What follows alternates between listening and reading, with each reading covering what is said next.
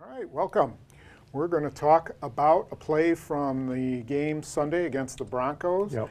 And this is a little disconcerting to you because, of course, it involves safety play. Yeah. And not very good safety play. So I'll get us started here. We've got Kyle Orton there, and we've got the two protagonists here are Orton and Brandon Lloyd. Right. And so we've got a double tight end formation, two tight ends over here, running back, fullback. And essentially what happens in here, you know, this guy comes out this way, running back comes in to help block, and they've got double teams on Pickett and Wynn, and Raji makes a move up here and actually gets pretty close to sacking. And that's when it was a holding penalty. So tell us what exactly happens. Tight ends did nothing. Well, right? see, the concept of cover two and we have that up there. Yes. Cover two versus U personnel. And U personnel means to me it's one wide receiver. So you would traditionally say you got two guys deep that, by the way, are 15 yards deep, Tom. They're 15 yards deep here. Right.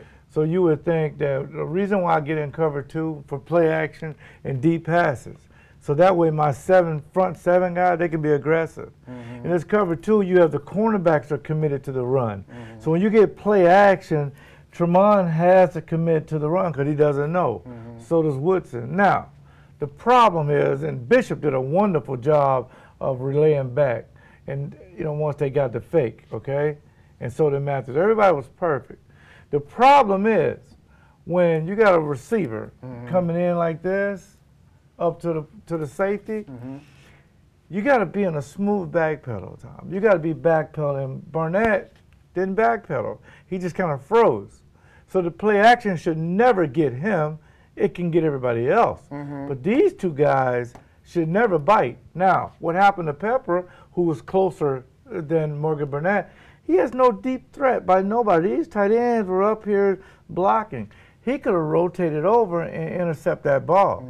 But for some reason, he froze.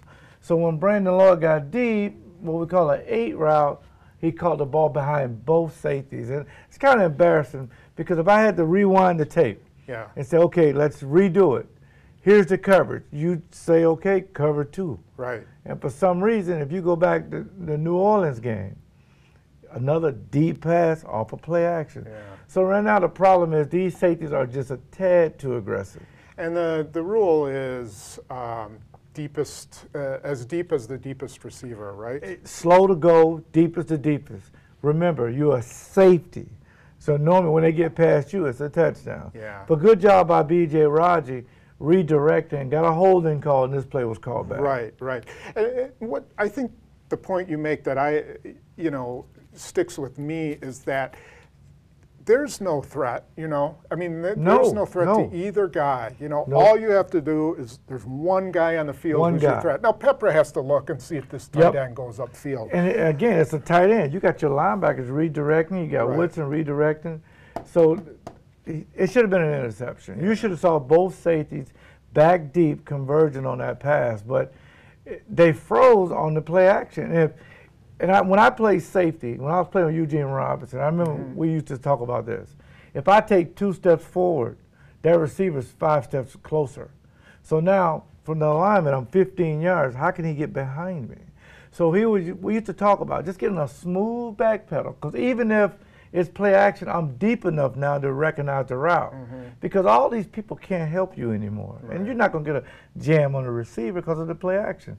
So these safeties got to be slow to go. Only be aggressive when you have other calls. When you get covered two, that's not a real aggressive defense.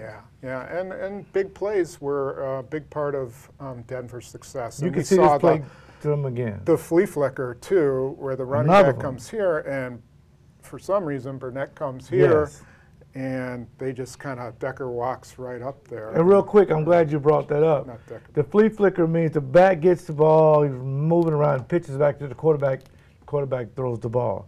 You can't, as a safety, you can't make that play up here. Where are you going? slow down, recognize the route, intercept the pass. And There's watch only a what one this receiver guy's route. doing. He's Right. not blocking. He does No. not block. He just kind of runs Yep. here, stops, and then boom, he goes. Yeah. So And that's the NFL. I know it's all tough, but yeah. he's going to, either it's going to be one or two things. He's going to get 10 interceptions, go to the Pro Bowl, or he's going to be kind of Achilles heel to the Packers defense. Okay, great. And next we'll look at a play from the Atlanta Falcons that we think could give the Packers some trouble. Don't forget Breast Cancer Month, lbf36.org. Okay, now we've got a play from the, we took this from the Atlanta-Seattle game last week, and we thought this was a pretty interesting play.